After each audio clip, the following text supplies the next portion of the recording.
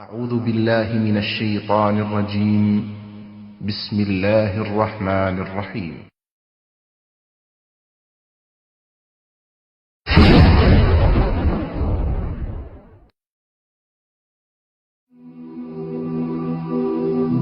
মৃত্যু এমন এক বাস্তবতা যার থেকে কেউ পলায়ন করতে পারবে না।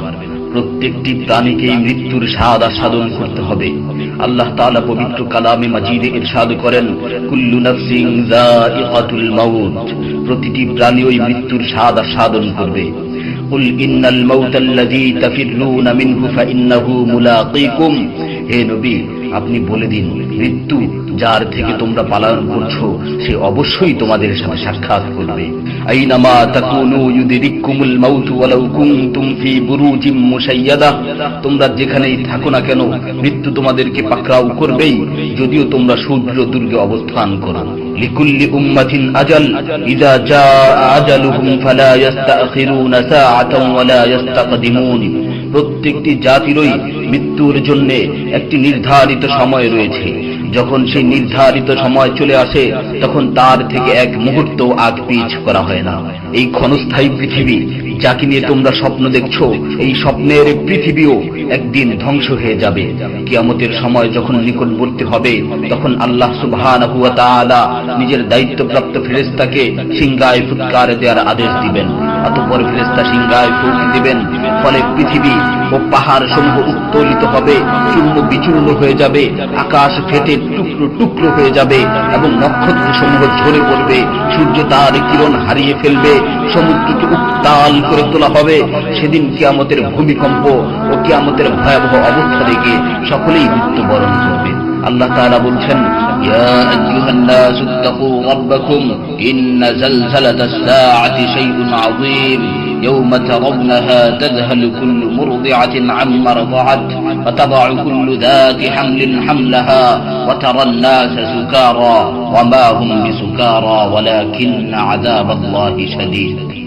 হে মানুষ, তোমরা তোমাদের প্রতিপালককে ভয় করো, নিশ্চয়ই কিয়ামতের প্রকম্পন এক ভয়ঙ্কর ব্যাপার।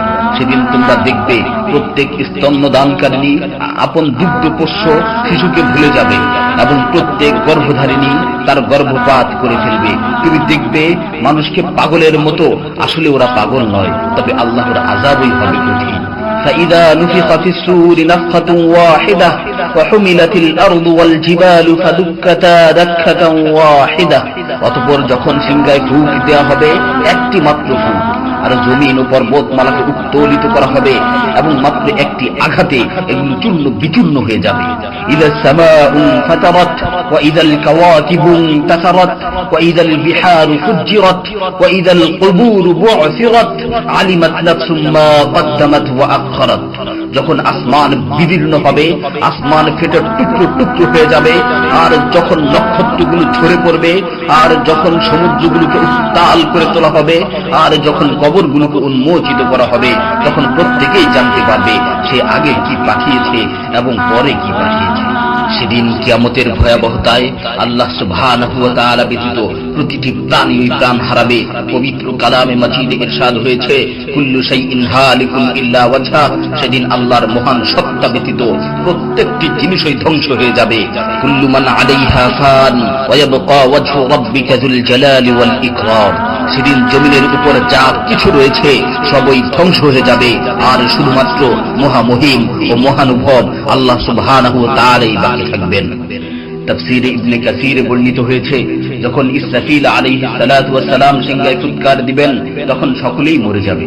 মালাকুল মাউত মৃত্যুর ফেরেশতা এসে আল্লাহ তাআলাকে বলবে, হে আল্লাহ, সকলেই মরে গেছে। তিনি জিজ্ঞেস করবেন, অবশিষ্ট কে আছে? উত্তর দিবে, হে আমার রব, আপনি, আর আপনি তো হলেন চিরঞ্জীব। এছাড়াও বাকি রয়েছে জিবরাইল, মিকাইল ও আরশ বহনকারী ফেরেশতাগণ। আল্লাহ তাআলা বলবেন, জিবরাইল ও মিকাইলেরও মৃত্যু হওয়া উচিত। মৃত্যুর ফেরেশতা মালাকুল মাউত বলবে, হে প্রভু, জিবরাইল ও মিকাইলও মরে গেছে। আল্লাহ তাআলা জিজ্ঞাসা করবেন, এখন আর কে বাকি আছে?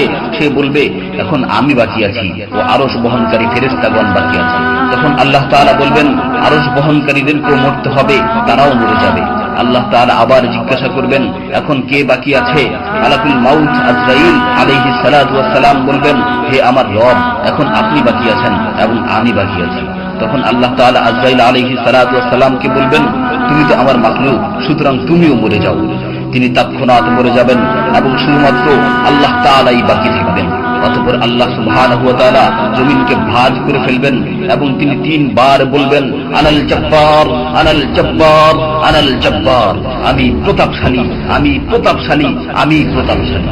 অতঃপর তিনি 3 বার জিজ্ঞাসা করবেন, লিমানিল মুলকুল ইয়াউম, লিমানিল মুলকুল ইয়াউম, লিমানিল মুলকুল ইয়াউম, আজকের রাজত্ব কার, আজকের সার্বভৌমত্ব কার, আজকের আধিপত্য কার? জবাব দেওয়ার মতো কেউই থাকবে না। তিনি আবার উত্তর দিবেন, লিল্লাহিল ওয়াহিদিল কাহ্হার, আজকের রাজত্ব, আজকের সার্বভৌমত্ব, আজকের আধিপত্য পরাক্রমশালী একমাত্র আল্লাহ। ইবনে ওমর রাদিয়াল্লাহু তাআলা আনহু হতে বর্ণিত অপর এক হাদিসে ইরশাদ হয়েছে, কিয়ামতের দিন আল্লাহ সুবহানাহু ওয়া তাআলা আসমান জমিনকে ভাঁজ করে নিজ হাতে গুটিয়ে নেবেন। অতঃপর বলবেন, আনাল মালিক, আনাল জব্বার, আনাল মুতাকাব্বির, আমি বাদশা, আমি প্রতাপশালী, আমি অহংকারী। আইনা মুলুকুল আরদ, আইনাল জব্বারুন, আইনাল মুতাকাব্বিরুন, দুনিয়ার রাজা বাদশারা কোথায়, দুনিয়ার প্রতাপশালীরা কোথায়, দুনিয়ার অহংকারকারীরা কোথায়? তখন আল্লাহ তাআলা সুউচ্চ কণ্ঠে 3 বার জিজ্ঞাসা করবেন, লিমানিল মুলকুল ইয়াউম, লিমানিল মুলকুল ইয়াউম, লিমানিল মুলকুল ইয়াউম, আজকের রাজত্ব কার, আজকের সার্বভৌমত্ব কার, আজকের আধিপত্য কার?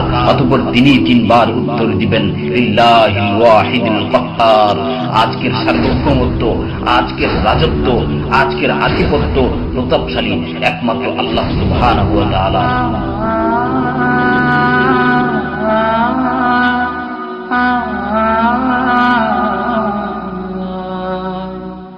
ah